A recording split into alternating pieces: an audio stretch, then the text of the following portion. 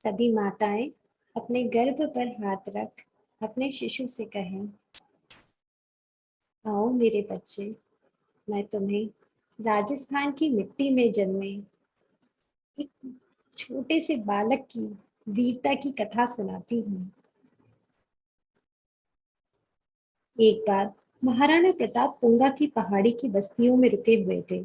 बस्ती के भील बारी बारी से प्रतिदिन राणा प्रताप के लिए भोजन पहुंचाया करते थे। इस कड़ी में आज दुद्धा की बारी थी, लेकिन उसके घर में अन्न का दाना भी नहीं था। दुद्धा की माँ पड़ोस से आटा मांग कर ले आई और रोटियां बनाकर दुद्धा को देते हुए बोली, ले, यह पोटली महाराणा को दे आ। बुड्ढा ने खुशी खुशी पोटली उठाई और पहाड़ी पर दौड़ते भागते रास्ता नापने लगा। घेराबंदी किए अकबर के सैनिकों को दुद्धा को देखकर शंका हुई। एक ने आवाज लगाकर पूछा, क्यों रे, इतनी जल्दी जल्दी कहाँ भागा जा रहा है? दुद्धा ने बिना कोई जवाब दिए अपनी चाल बढ़ा दी। मुगल सैनिक उसे पकड़ने के लिए उसके पीछे भागने लगे, लेकिन उस चपल चंचल का लेकिन उस चपल चंचल बालक का पीछा वह जिरह बख्तर में कसा सैनिक कैसे कर पाते? दौड़ते दौड़ते उन्होंने दूर से ही एक तलवार फेंकी। वह तलवार बालक की नन्ही कलाई पर लगी और वह कलाई कटकर गिर गई। खून फूटकर बह निकला, लेकिन उस बालक का जिगर देखिए। नीचे गिर पड़ी रोटी की पोटली उसने दूसरे हाथ से उठाई और फिर सरपट दौड़ने लगा। बस उसे तो एक ही धुन थी, कैसे भी करके राणा तक रोटियां पहुंचानी है। रक्त बहुत बह चुका था। अब दुद्धा की आंखों के आगे अंधेरा छाने लगा था। उसने चाल और तेज कर दी, जंगल की झाड़ियों में गायब हो गया। सैनिक हक्के बक्के रह गए। कौन था यह बालक? जिस गुफा में राणा परिवार समेत रह रहे थे, वहां पहुंचकर दुद्धा चकरा कर गिर पड़ा। उसने एक बार और शक्ति बटोरी और आवाज लगा दी, राणा जी। आवाज सुनकर महाराणा बाहर आए। एक कटी कलाई और एक हाथ में रोटी की पोटली लिए खून से लथपथ 12 साल का बालक युद्ध भूमि में किसी भैरव से कम नहीं लग रहा था। राणा ने उसका सर गोद में लिया और पानी के छींटे मारकर होश में ले आया। टूटे शब्दों में दुद्धा ने इतना ही कहा, राणा जी, ये रोटियां माँ ने भेजी है। फौलादी प्रण और तन वाले राणा की आंखों से शोक का झरना फूट पड़ा। ये बस इतना ही कह सके, बेटा, तुम्हें इतने बड़े संकट में पड़ने की कहाँ जरूरत थी?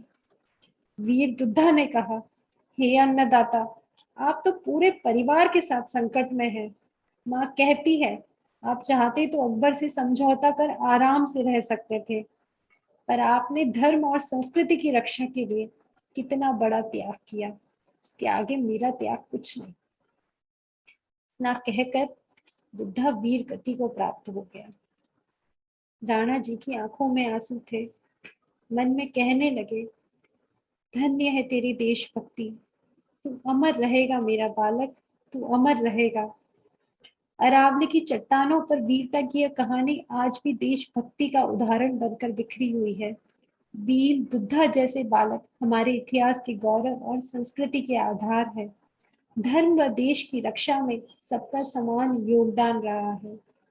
मेरे बच्चे, तुम सुनो, तुम सीखो इन वीरों के बलिदानों से। देखो हमारा देश कैसे वीरों की मिट्टी है। आज हो सकता है तुम्हें जीवन में रोकने वाले, तुम्हारी कलाई काटने वाले मुगल या अंग्रेज ना मिले, पर वो बुरे विचार वाले, वो तुम्हें तुम्हारे रास्ते से भटकाने वाले मुगलों से भी बड़े, बहुत बड़े बड़े रावण तुम्हें मिलेंगे।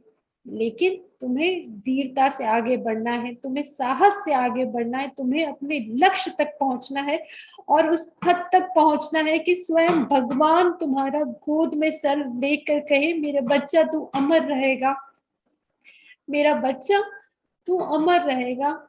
यह जो जीवन भगवान ने हमें दिया है, यह जो श्रेष्ठ तन हमें भगवान ने दिया है, हम जो इस ईश्वर की संतान हैं, हम वह अपना कर्ज चुकाएंगे। हम वह काम कर दिखाएंगे कि स्वयं भगवान हम पे हर्ष करे। स्वयं भगवान अंत में हमारा सर गोद में रखकर बोले, हाँ मेरे बच्चे, तुम अमर रहोगे। तुम्हारे बलिदान को, तुम्हारी वीरता को यह देश, यह सभी याद, सारी पृथ्वी, सारा संसार याद करेगा। मेरे बच्चे, मैं चाहती हूँ तुम ऐसे वीर बनो, तुम ऐसे साहसी बनो, तुम ऐसे गुणवान बनो। ये पूरी संस्कृति, ये पूरा देश, पूरा पृथ्वी का कण कण तुम्हें याद करे। यही तुम्हारी माँ चाहती है मेरे बच्चे, यही तुम्हारी माँ चाहती है। सभी माताएं कोमलता से अपनी आंखें खोले। आज की कार्यशाला को यही विराम देते हैं। अब किसी के भी गर्भ संवाद से रिलेटेड जो भी प्रश्न है वो मुझसे कर सकते हैं।